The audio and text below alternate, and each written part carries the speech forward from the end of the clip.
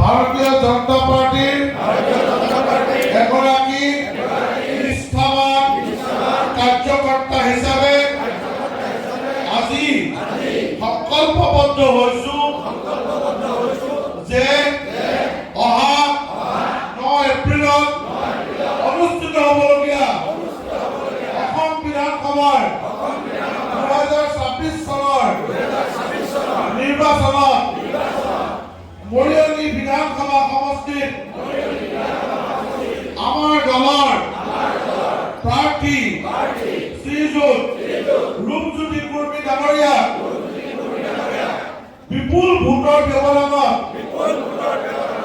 মোৰ বুথত জয়যুক্ত কৰম আৰু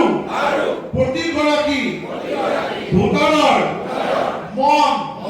জয় কৰিবৰ কাৰণে আগন্তুক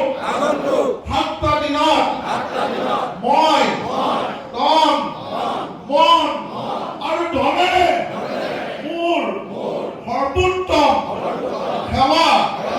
দল সমাজ আৰু মাতৃভূমিৰ প্ৰতি আগবঢ়াম।